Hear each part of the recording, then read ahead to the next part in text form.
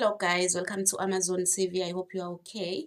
The credit goes to Vezi Production for this video. So guys, abahlali basemjondolo are asking this question from ama-patriots alwela izwe South Africa. Let's listen to them.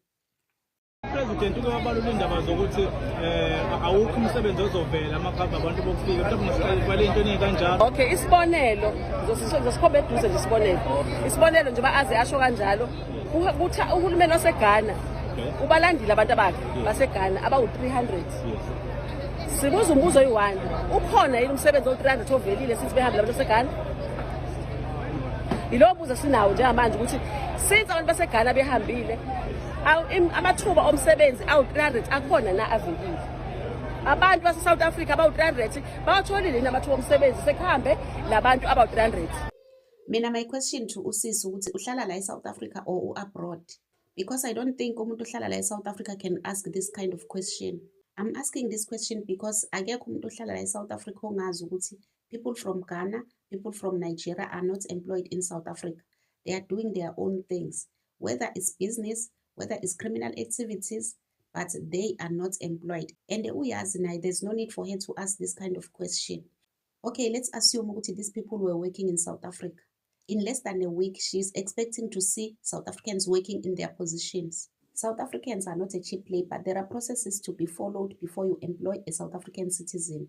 A South African citizen cannot just walk into a company as if she or he is an illegal foreigner. She must understand those things. Okay, ke usisi ubuzile umbuzo, here is an answer.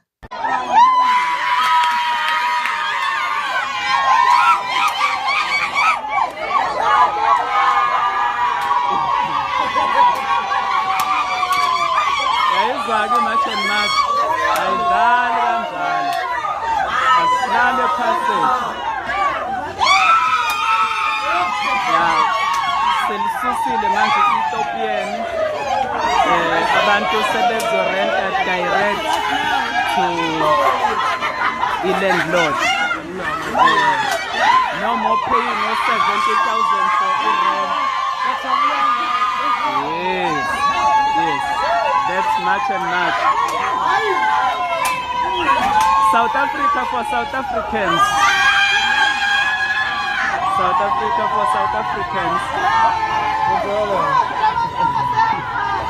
Much and much ivula into for abantu ukuthi basebenze much and much ivulele lana ukuthi abantu kade beroja bekhokha kumatopi manje sebezokhokha direct to landlord, so imali kade bekhokha yehlile manje. Yes, sebezokhokha imali efresh.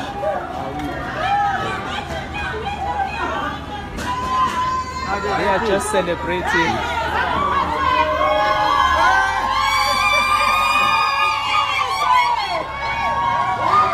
You see, anger turning into joy.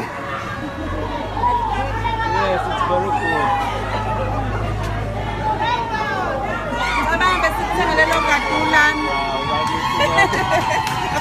Nami sengithengelwe ne-KFC. Oh, i-chicken licken.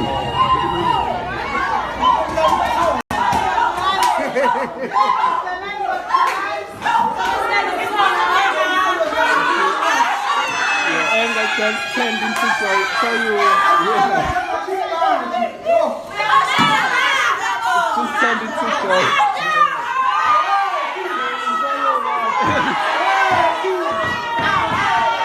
So, the landlord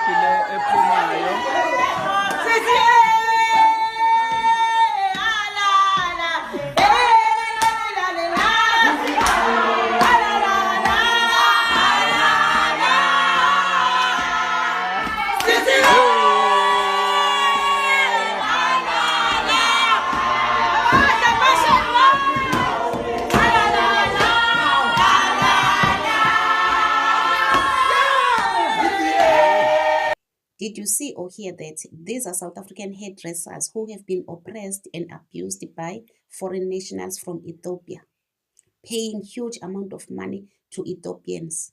These matches rescued them. And Usisi is asking this question, how many people abathola umsebenzi after amaGhana ehambile. These people are allowing themselves to be used and misled by Malema because Malema asked this question, they think it's a good question to ask. And these abahlali basemjondolo are fighting for foreigners abahlala kuma-CBD, emafletini nakuma-suburb. And they're allowing Malema to use them to do that. And bona, they're living in shacks. Kwaze kwanzima. Okay, sanibonani South Africa. Silana ke namhlanje e-saloon entsha ene ownership entsha i-Ladies House la esikhiphe khona insizwa yase Burundi bikade i-owner le saloon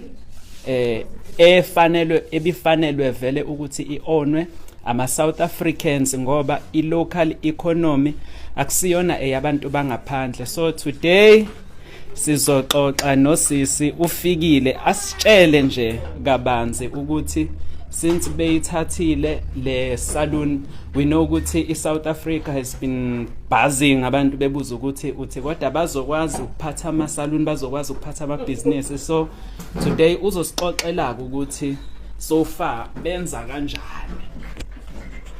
Ngiyabingelela iSouth Africa yonke. Igama ngufikile ngwakashandu empangeni.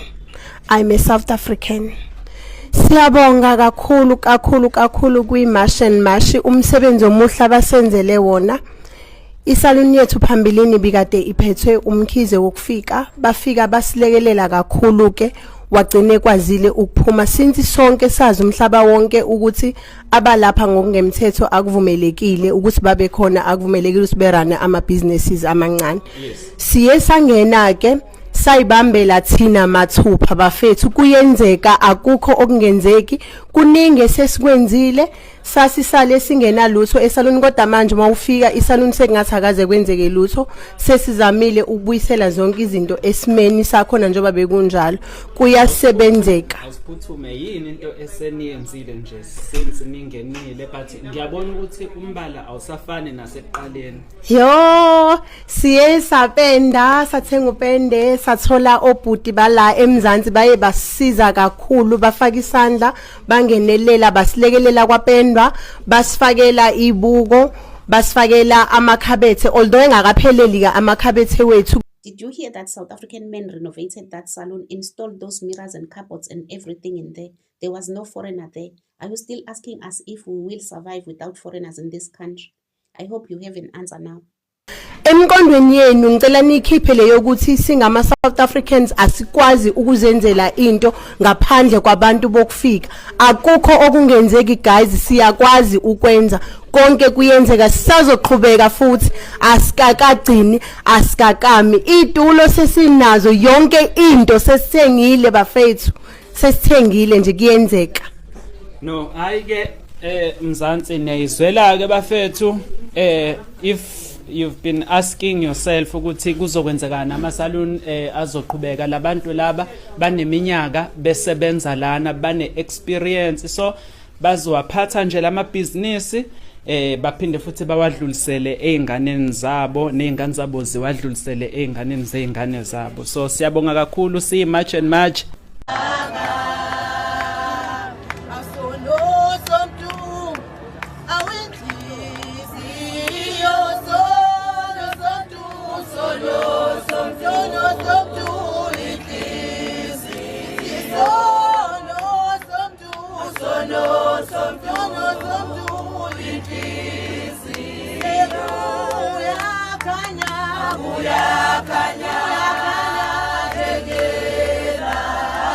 This is the youth, the future of our country.